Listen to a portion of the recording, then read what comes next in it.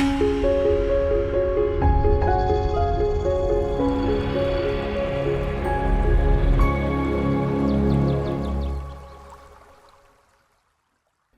everyone and welcome back to Next Agriculture. Today we have an exciting guest, Ivan Lütolf, President of Agrotech Spain. In today's conversation, Ivan will share his journey in the sector, his insights about industry's future and his experience as the founder. So stay tuned for engaging conversation about technology, sustainability and future of agriculture. Let's go. Hello everyone, welcome to our next episode of Next Agriculture. And today we have a special guest, Ivan Lütolf.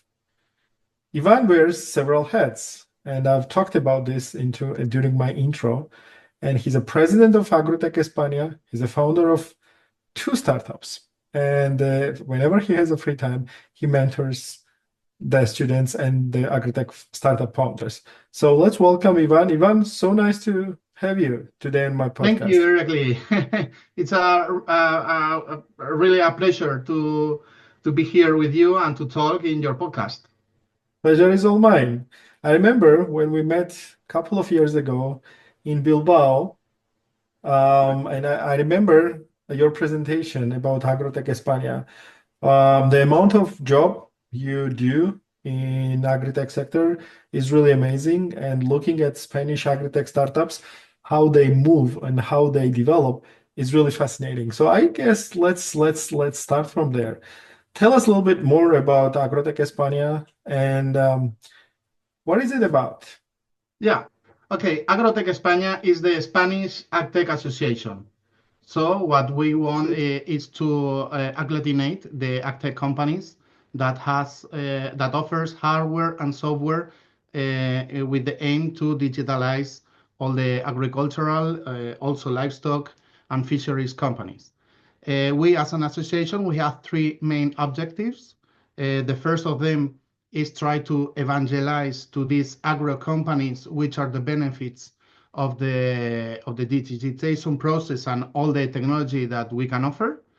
The second one, and the most important, is try to promote and try to achieve a business connection, to do the match with the needs of these AgTech, with these agro companies and the AgTech solutions.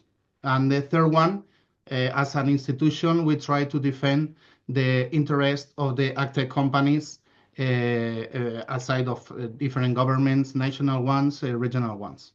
These are our 3 main objectives. Amazing, amazing. You mentioned some very important points because evangelizing agritech is something really important thing to do. How is it going? Yeah. How's the market reacting? Yeah, as you may know, it seems to me that in Spain we have a very big problem. That is that more than the 70% of the farmers in Spain, they have more than 65 years. So they are, let's say, not a young people. They are not thinking in digital, and sometimes it's hard to express or to show them which are the benefits of technology. Aside of this, we have also the problem that the sons of these farmers, they are not interested in farming because in terms of money, it's not so interesting for them because all the regulations in the European level, in the national level, so it's not the best point there right now. That's the current situation. What we want is to help these AgTech companies to show which are the benefits. If, for example, if the AgTech companies tries to show to this farmer which is their technology, in a way of psychological way, the farmer is blocking because what he believes is that the other company, the AgTech companies, is trying to sell his product. That's for sure. But as we are a non-profit organization, we don't want to sell you any technology. What we want is to help you to understand which are the benefits of these technologies. So on this sense, we can help. We can be a complement of these AgTech try to show which are the benefits of these technologies of these active companies. So we want to help them. We want to give them the minimum information so they can select or they can interact with the active company, with the Mhm. provider, and to select which one of them is the best that can fit or that can solve the problems. That's What, our main objective in the sense oh, of this evangelization process. what's the trend? What do you see? What can we observe lately? Is it going, the consumption rate or adoption rate, is it going up or it still remains the same? How is it Yeah. going? Yeah, the best point of the agtech companies is in terms of money. In Hmm. what we want, one of our objectives is to make the difference between a cost and an investment. Sometimes when you don't know which are the benefits of this technology, you automatically you feel that this is a cost that you cannot, let's say, take advantage in the sense Mhm. of, okay, I don't understand this technology, so it's a cost for me. No, what we want to focus is that it's not a cost, it's an investment. So you have clear that if you invest 200,000 euros in a tractor, in a John Deere tractor, for example, you are investing because this tractor is going to give you more benefits than the older one that you have. So in the same point, if we ask them only 2,000 euros for a platform that can manage your farm, they are thinking, no, it's a cost. No, no, it's not a cost. It's an investment because with this technology you are going to improve in a high level your farm. So And that's the mhm. first point the first point that we want to explain. And the second one is that once they start the digitization process, they start with a sensor, with a small platform. They are convinced and step by step which are our benefits that we want to help them to be more profitable companies so we can reduce a lot of cost in the sense of time, in the sense of paper, in the sense of phytosanitary fertilizers, and give them more information. What we do is we generate information, we generate data to help them to take the best decisions. That's the point. Do you follow? Do they follow? I mean, one thing is you're trying to basically explain all these amazing benefits some of agri-tech startups might bring to the farm, to farmer in terms of cost, sustainability. But we all know another thing is how deeply are farmers following it. So according to your observation, let's make a comparison 2020 versus 2025. Have you Yeah. seen this adoption rate go up? Yeah, as you may know, the EA technology it has exploded, and now that's a kind of let's say A buzzword. yeah, it can be not so interest for us because now let's say all the companies want to apply EA for their company. Okay, and what I'm talking with them is okay, you want to apply EA and this kind of technology, yeah, but you're still working in paper. So the AI is the fifth step. Okay, let's going to the first, to the second, to the third step to digitalize your company. It's a good point for us that let's say this kind of technology that can react and can show which are the benefits. That's okay for us, but to achieve this, we need to do another steps.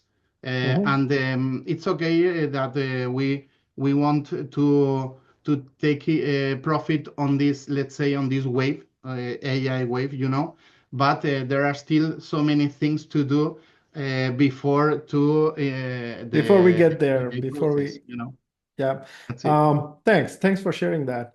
Um, Well, as I know, and I know it also from your presentation, that in terms of amount of agri-tech startups, Spain is Mhm. on the third place all over the world.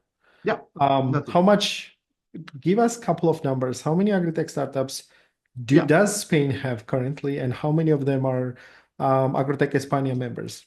Yeah, 5 years ago, we did the first AgTech report from the Spanish ecosystem, and we counted 750 startups that they offer more than 40 different technologies in the sense of in the sense of sensor, for example, agro apps, livestock apps, all the related with drones, with robots, satellite information. So we have so many different, let's say, companies or technologies. We put the difference between the active companies that are hardware and software, and we do not include the food tech companies that are related more with, let's say, in another steps, or for example, the biotech companies that are more focused on development with the genetics and these kind of things. We are only focused in hardware and software companies, the active companies. As you has said, we counted these 750 ones, and we compared with the American ones or the Indian ones, and we realized that in North America, I'm saying in 5 years data, in 2020 we launched this report. We want to during this year we want to launch the second edition of this to compare these figures. But we realized that in the US there are more than 3,000 active companies, not food tech or biotech. We don't include this. And in India, yeah, in India we need to take into account that they are more than 1,300 million people. So, and the first sector, the primary sector, is very important for them to feed their citizens. And if we take into account Europe, we triple the actex from France, from Germany, for example, or from the Netherlands. So Spain is is very important producer of foods in, let's say, fruits and other articles products. And in the sense of technology, we can be very proud because we are the first ecosystem in Europe. Good job, Spain. And Yeah. definitely, Spain is a role model for big parts of the world how to produce things without water, without soil. That's it. And I've been to Almeria several times, and it's Yeah. mesmerizing. It's mesmerizing how these greenhouses make up to 20% of Europe's consumption in vegetables. Amazing. Yeah. Okay, okay. I guess that makes it clear what Agrotech España is about. Thanks for sharing that. And now tell us, obviously, looking at all those startups, you decided that you found a niche, probably. That's how I see it. You said, wait a minute, here are those 750 startups. Probably they have some kind of challenges. You observe them, and that's how your companies were born, right? Yeah. Tell Um, us more about it. What are the names of those companies and what do they do? yeah. Okay, what I'm creating because I started the last month. I Oh, am, okay. yeah, they are very, they're a baby. Fresh. They're still a Yep. baby. Yep. Yeah, I'm founding two consultancy focus on digitization of the agro companies. Okay, one of them is called Agricultech. They are focused on agricultural companies, and the other one it's only focused on nursery plants, and it's called Viverotech. Okay, these Okay. two companies, the aim of these companies is to provide the right solution, the right technology for the needs of this, let's say, agro or nursery company, because um, right now we have in Spain and in other countries so many platforms that now it's going to be hard to know or to check which one of these companies or these technologies can fit in the better way to solve your problems, you know.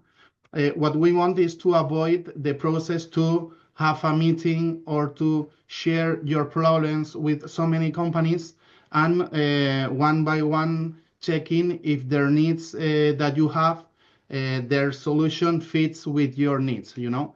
So it takes time. The agro companies and in general, we don't have time. And we want is to filter their needs, their companies. We define both your needs and what do you want to achieve with this process.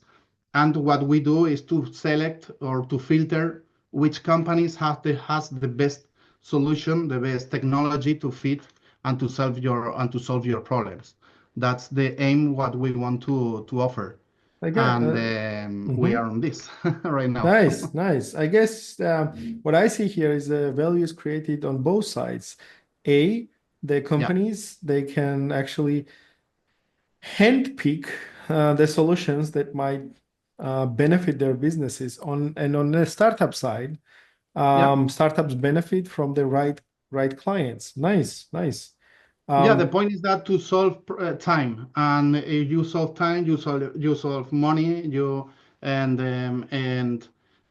What we do is to do the match between the needs of the agro company and the solution of the agtech companies. So, as my position as a president of this agtech association, I have, let's say, not in every, let's say, we have contact more than 1,000 active companies here in Spain in 5 years. So it has increased in a very good way, and we are step by step contacting these active companies regarding or checking their solutions, and we can compare. We can do a benchmark of their technology with the rest of the other companies. So we can select or we can identify which are the added values of one platform aside of others and how they can fit with the needs of these agro companies. And we are starting with Spain, but we are contacting also architects from all over the world in Europe, mostly most of them. And we can offer also not only the Spanish ones, we want to offer the any solution of any country of any architect that can solve the problem of this agro company, you know? I see. So startup founders, agri-tech startup founders in particular, if you're listening to this one, I will add Ivan's and his company's details to the Mhm. description of this video and feel free to connect to him because, as I've said, I see the clear value there because what you do is basically you select the appropriate startups and then you help them find the right client. Sounds like a great thing to do. Yeah. Um, I mean, uh, it's a lot of things to do, Ivan. Good Yeah. luck with all of that. Thank you. And plus, you do, as I mentioned, you do mentoring too. Tell us what kind Yeah. of relationship do you have with academia? You work with Mhm. universities or you work with accelerators? What do you do? Yeah. Because of the European Union Next Generation funds, we have the opportunity to accelerate some startups. Okay, Okay, so this program is fully free for these active companies, and they have around 40, 50 hours during 3 months, and they have specialized mentoring of the main things of a company, let's say finance, let's say marketing, let's say customer journey, or related with the ethics and this kind of issues. And on the other side, there are general ones mentoring that what I do. It's a kind of pursuit or I do the following interaction with them. So and with the experience that I have, I can give them advice on, let's say, for example, if they're looking for money for an investor, we do the first step to help them to fit or to look or to find which are the current partner that they can put their active companies in the next level. That's what we are trying to help. That's the point. And once again, if agritech startup founders, you're listening to this, now you know who to talk about, who to talk to. That's very helpful, Ivan. I can imagine how much value it brings for startups. Good luck with that. Thank you, Uh, Irakli. what talking to mentoring agritech startup founders, what would be the one general, obviously, advice that you would give to any founder agritech startup who's listening to us right now? Yeah, team. Okay. Team. When you are on the first steps, let's say that all the founders have to do or have to know to do so many things. Okay. But after these initial steps, if you are asking for money for an investor, the profile that they are looking is okay, which is going to be the person that is going to manage the money. Okay. As you may know, cash is king. So there are profitable companies, but if the finance there are not really good fit and you don't have this specialized profile, maybe you arrive at one time that you have no cash, you cannot pay salary, you cannot pay to the providers, but you are a really interesting company, you know. So if you, let's say, want to ask for half million, 1 million, or this amount of money, they are going to ask for you to have a finance profile because someone that can manage this money, that can do the things well, and can report, of course, for this venture capital or this other partner. So team would My be it. advice, and maybe I'm going to generate a conflict, is, for example, based on my experience on the first step of the AgTech, when you try to offer your solutions, what the venture capital or what the business angel says, okay, you have to go to the 3F, the fools, the family, and friends. Okay. My advice, I have to say, in my personal opinion, is not going to look for friends and not for family, because if all things goes well, there are no problem. That's okay. All the people is happy, and all the people is involved in your project.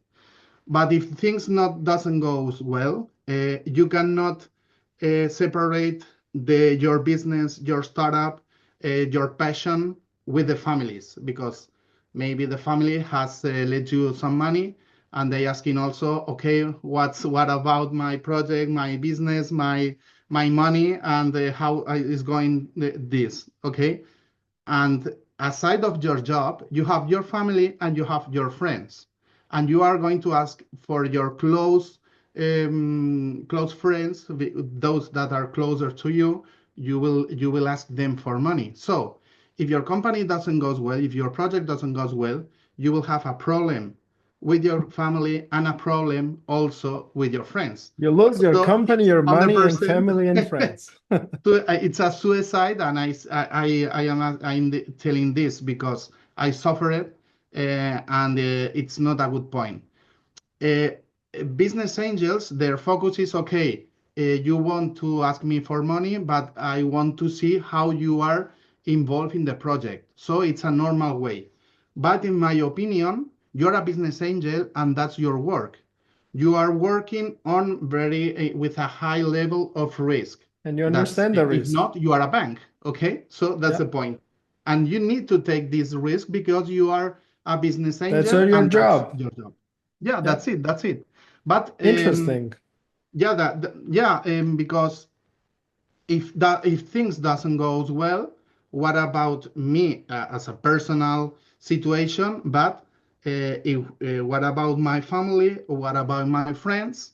So the only point is to look for fools. Okay, so persons that also are getting in love with your project, and they can help you. And another little advice on this is not look only for money. In my opinion, it would be better to look for a venture capital or an investor that not only puts money, that can also open your doors to another companies, can give you or can offer you projects in a different with different companies. So that's a good add value investor.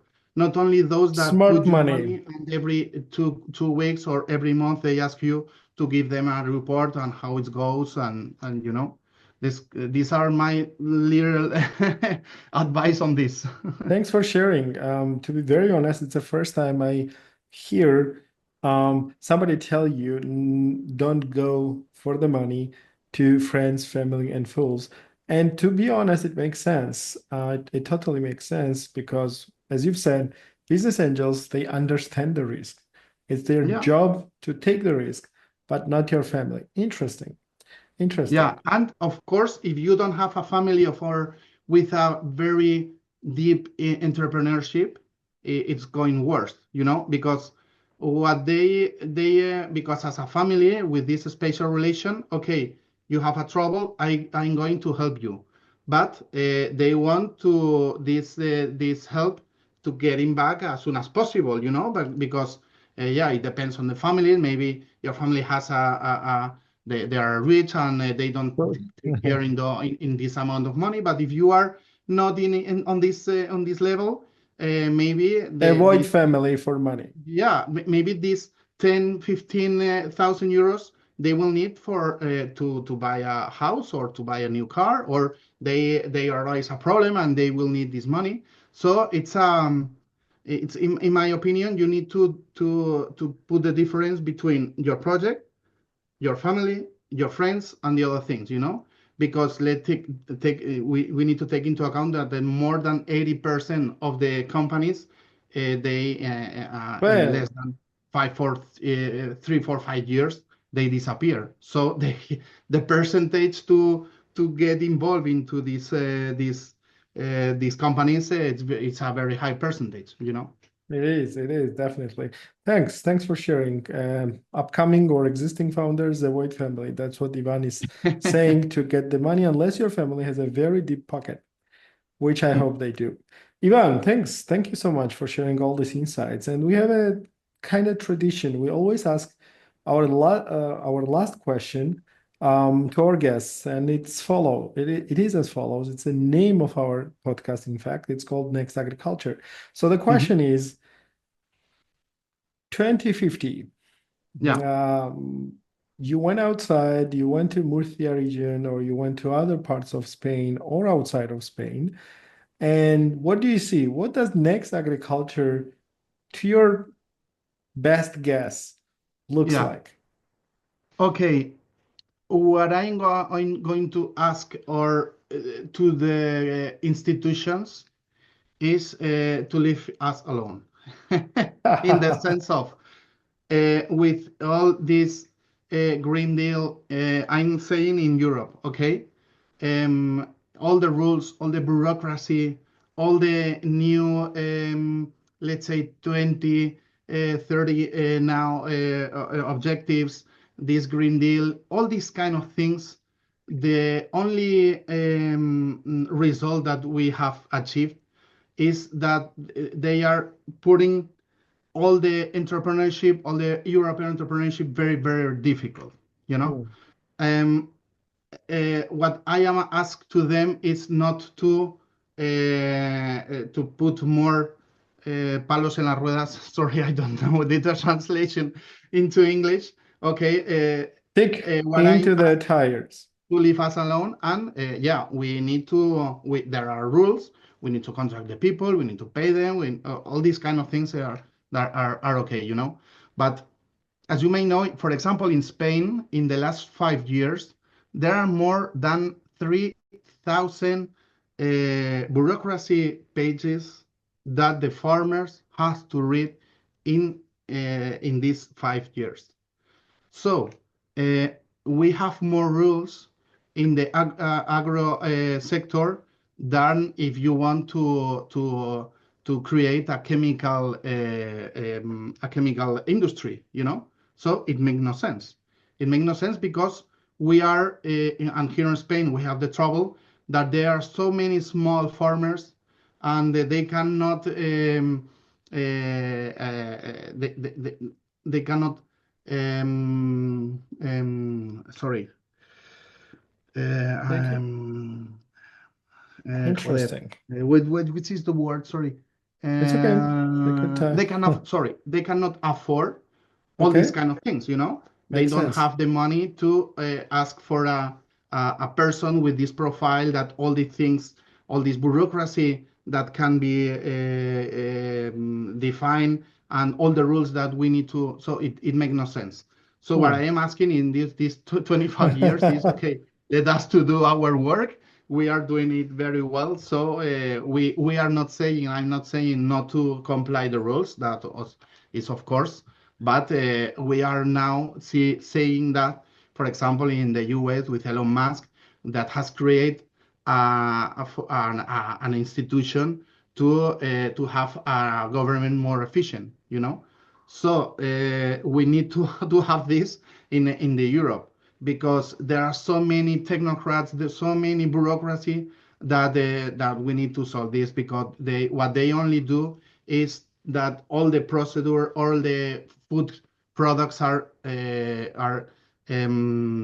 are most they have more cost than 10 years ago or 15 years ago. So that's what I want to do. I see. That, I feel real pain there from a lot of bureaucracy and the numbers you brought up last 5 years, 3,000 pages more to put it on the farmer and expect them to grow food, fight pests, fight diseases, use the correct chemical dosage, harvest, Mhm. sort, all these kind of things. I can imagine. I can imagine. Okay, let's say there's no bureaucracy, but what else do you see out there? Do we see do we Yeah, see robots? Do we see absolutely. Yeah, human at all? yeah. As you may know, the technology step by step is cheaper. You know, Mhm. with the first prototypes are very expensive, and what I see that as for example in the car industry, step by step all the costs are reducing because at the scale. You know, so that's the point. One point is that. Another one is that step by step also the farmers are saying they are realizing that invest in technology it's not a cost, it's an investment. So step by step they are getting more confident on technology. On the other side is training. That's the clear thing that we need to improve because most of the of our technology, as they don't know which are the benefits, which are the add value, because we are small companies, we don't have a very huge budget of to have ads and marketing. So trying to explain which are our benefits, let's say it's hard to explain, you know. There are some key points, some key persons, for example, the technical ones that they have the agronomist knowledge, and step by step they are more getting digitalized. You know, this is a So very it's good coming. profile. Yeah, that's it, because they have these two wheels in the sense of as a farmer, but also as a technician, and they are get used to implement all the technologies that can solve their problems, you know. So that's a very good point because it's really hard to go to a 70 years farmer and trying to explain which are the benefits of the satellite images, you know. That's the point.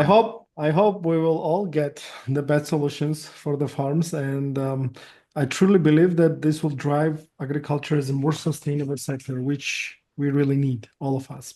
Thank you, Ivan. Thanks a Thank you, lot for Regli. your time, for all the efforts you're doing to promote agritech. to promote and match those agritech startups with the right partners. And I wish you a very successful 2025 ahead.